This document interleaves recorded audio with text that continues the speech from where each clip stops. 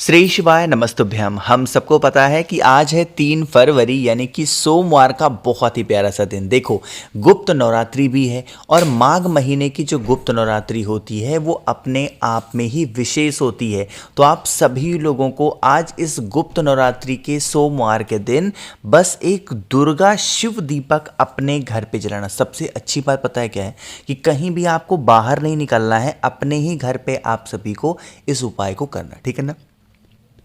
बहुत स्पेशल तरीके से आपको बताऊंगा, वीडियो को पूरा देखेंगे। सबसे पहले मैं आपको बताना चाहता हूं कि इस उपाय में हमें 2 दीपक लगाने हैं। मैंने क्या लिखा हुआ है कि इस दीपक का नाम क्या है। इस दीपक का नाम है दुर्गा शिव दीपक। क्या नाम है? दुर्गा शिव दीपक। अब आप सभी को जो 2 दिया लगाना होगा वो एक दीपक आप सभी को लंबी बत्ती के लगाने हैं और जो दूसरी बत्ती आपको लगानी है वो आपको गोल बत्ती की लगानी, ठीक है ना। चलो, अब सबसे पहले क्या करना है, आपको जो दिया लोगे उसके अंदर आपको घी डालना होगा, ठीक है ना। और घी डालने के बाद में जो पहली आपको दीपक लगाना है वो आपको लंबी बत्ती की लगाना है। कौन सा? घी का दिया लंबी बत्ती का।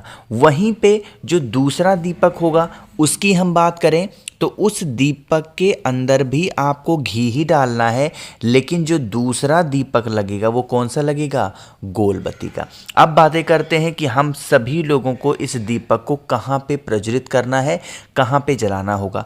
अब जो दीपक आप सभी को लगाना होगा वो दीपक आप लोग लगाएंगे माता दुर्गा के सामने। कौन सा दिया मैंने आपको बताया है? मैंने कौन सा दिया आपको बताया है?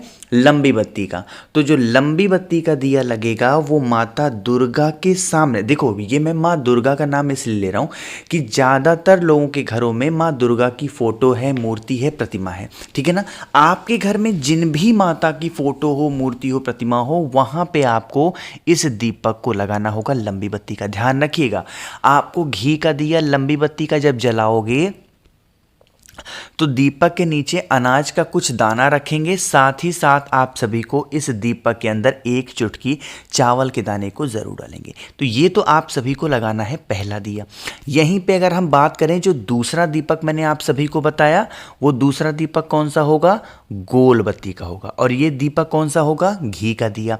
अब घी का दिया लगाने के बाद में दीपक के नीचे इस बार आपको क्या डालना है? काला तिल डालना है। मैंने आपको बताया है कि जब भी हम महादेव को कोई भी दीपक जलाते हैं, प्रज्वलित करते हैं, तो दीपक के नीचे क्या रखते हैं?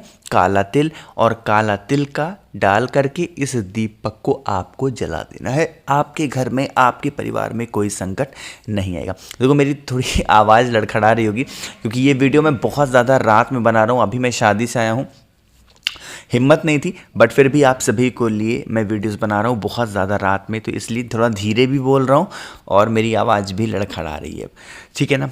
तो पहला उपाय आपको समझ में आ गया होगा। आगे बढ़ते हैं। अब आज करने वाले हम सभी लोग अपने दूसरे उपाय की तरफ। देखो, जब भी आपको काला तिल दिखाई दे, आपके माइंड में एक चीज़ हमेशा होनी चाहिए कि यह उपाय स्पेशली किसके लिए होगा? रोग मुक्ति के लिए।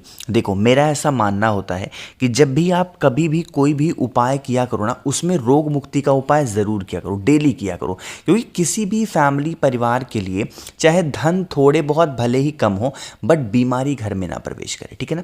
तो इसके लिए आप सभी को एक चुटकी काला तिल लेना है आज सोमवार के दिन। साथ ही साथ काले तिल के साथ में चावल का एक दाना लेना है जो कहीं से खंडित ना हो, टूटा हुआ ना हो, क्रैक ना हो। इस चीज़ का ध्यान रखिएगा। फिर तांबे का लोटा लेंगे, उसके अंदर जल भरेंगे। माघ मास का स्नान दान का दिन है तो क्या डालोगे? अरे बताओ भाई, गंगा जल आप सभी को कलश के अंदर डालना होगा।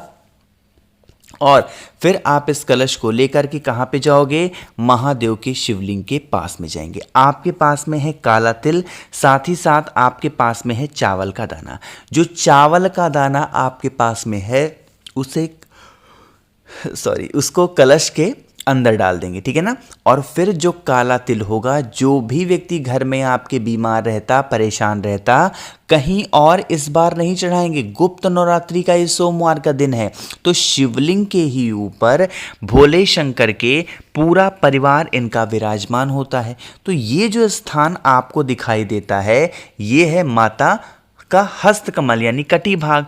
तो जो काला तिल आपके पास में है, परिवार की अच्छी उन्नति तरक्की के लिए एक चुटकी काला तिल यहाँ पे डालेंगे और फिर आप सभी के पास में जो एक चावल के दाने वाला जल होगा वो यहीं गोल गोल समर्पित करना, कहीं और आपको महादेव के शिवलिंग के ऊपर नहीं चढ़ाना, आपको सीधा गोल गोल यहीं पे चढ़ाना होगा। एंड देन लास्ट में एक लोटा जल चढ़ा देना। यकीन मानिए कोई भी इंसान परिवार में आपका बीमार नहीं पड़ेगा। अच्छा हाँ, जैसे बीमारी का नाम आया तो एक छोटी सी बात मैं आपको समझाना चाहता हूँ।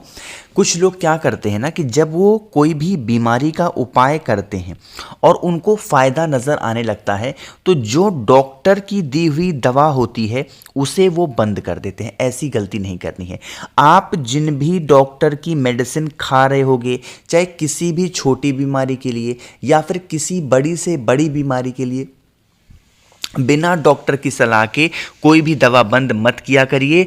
आप उपाय के साथ ही साथ आप जो भी डॉक्टर दवा देते हैं उनको भी नियमित रूप से खाया करिए, तो आपको रिजल्ट 100% देखने को ज़रूर मिलने वाला है। ठीक है ना, बातें समझ में आई हैं। चलो अब यहाँ पे हम लोग आगे बढ़ते हैं इस वीडियो के अपने तीसरे उपाय की तरफ, जो कि आपको शहद से करना है। लेकिन कैसे करना है और क्या बेनिफिट होंगे इसकी बातें हम तभी करेंगे जब आप सब लोग कर देंगे वीडियो को लाइक। जिसने अभी तक चैनल को सब्सक्राइब नहीं किया, मेरी आवाज़ आप पहली बार सुन रहे हैं, चैनल को ज़रूर सब्सक्राइब करेंगे, है ना। देखो समझने की कोशिश करिएगा। आपको पता है कि अगर कोई भी व्यक्ति हमारे घर का क्रोधी प्रवृत्ति का है, मतलब घर में गाली गलौज करना, बहुत ज़्यादा गुस्सा करना, बहुत ज़्यादा क्लेश करना, पूरी फैमिली पूरा परिवार उसके इस रवैये से, उसके इस बर्ताव से बहुत ज़्यादा उदास रहती है, तो आप सभी को लेना होगा इस तरीके से शहद। देखो शहद की मात्रा आधा चम्मच के आसपास लीजिएगा, बहुत ज़्यादा लेने की आवश्यकता नहीं है। शहद लेने के बाद में आप सभी लोगों को लेना होगा इस प्रकार से, क्या, लौंग लेंगे। अब लौंग ऐसे नहीं लेनी है। कितनी लौंग लेनी है? 7 लौंग आपको लेनी है। और जो 7 लौंग ले रहे हो उसकी जो फूल होगी वो टूटी हुई ना हो, वो क्रैक ना हो, इस चीज़ों का बहुत ही ज़्यादा विशेष ध्यान देना होगा। ठीक है ना, समझ रहे हो मेरी बातों को? सॉरी।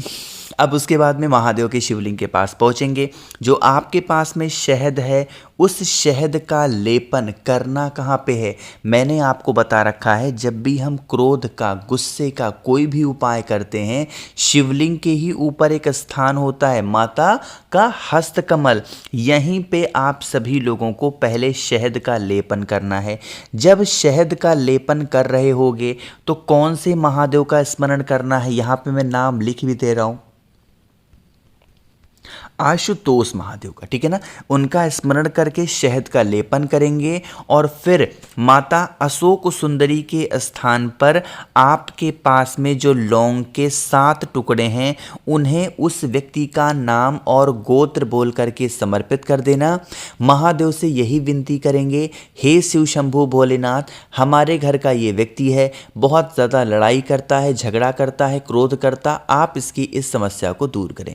कुछ अपने अकॉर्डिंग अपने तरीके से प्रार्थना करेंगे एंड देन लास्ट में 1 लोटा जल समर्पित कर दीजिएगा। आपके घर का जो भी व्यक्ति बहुत ज़्यादा लड़ाई झगड़े करता होगा उसकी एक गंदी हैबिट, गंदी आदत धीरे धीरे करके सुधर ज़रूर जाएगी। ठीक है ना, करिएगा ज़रूर। अब यहाँ पे हम लोग आखिरी उपाय की बात करने जा रहे हैं जो कि हमारा चौथा उपाय है। सबसे पहले समझ लेते हैं इस उपाय के बेनिफिट क्या होने वाले हैं। यह उपाय आपके जीवन के कष्ट को ख़त्म करने के लिए बहुत ज़्यादा ज़रूरी है ना। कष्ट के रूप में अगर आप पे घर में धन की कमी रहती है, अगर आपका व्यापार नहीं चलता है, अगर आपके घर में लड़ाई होती है, अगर आपके घर में बीमारी है, मतलब किसी प्रकार का कष्ट है, तो आपको एक सामान मात्र लेना है ना। देखो, या तो शमी का पत्ता ले सकते हो, या तो शमी का पत्ता नहीं मिल रहा है तो उसके स्थान पे चावल के दाने का इस्तेमाल कर सकते हो।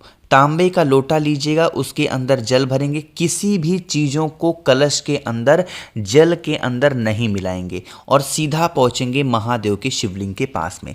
अब आपके पास में चाहे तो शमी का पत्ता हो या चावल का दाना हो, उसे 3 स्थान पे चढ़ाएंगे, मतलब समर्पित करेंगे। पहले टच कराएंगे माता अशोक सुंदरी के स्थान पे, फिर टच कराएंगे माता के हस्तकमल पे, और लास्ट में उस चावल के दाने को या शमी के पत्ते को महादेव के शिवलिंग के ऊपर कुंदकेश्वर महादेव के नाम से आप समर्पित करके एंड देन लास्ट में 1 लोटा जल चढ़ा देना। जो भी कष्ट आपके घर में चल रहे हैं उन कष्टों से आपको छुटकारा ज़रूर मिलेगा। तो मैंने कोशिश की है आप सभी को आज करने वाले बहुत ही प्यारे से उपाय को समझाने की। वीडियो पसंद आई हो तो लाइक करिएगा। कुछ पूछना है, नहीं समझ में, नीचे कमेंट सेक्शन में पूछें। और मेरे जितने भी भाई बहन आवाज़ आज मेरी पहली बार सुन रहे हैं, चैनल को ज़रूर सब्सक्राइब करेंगे। श्री शिवाय नमस्तुभ्यम।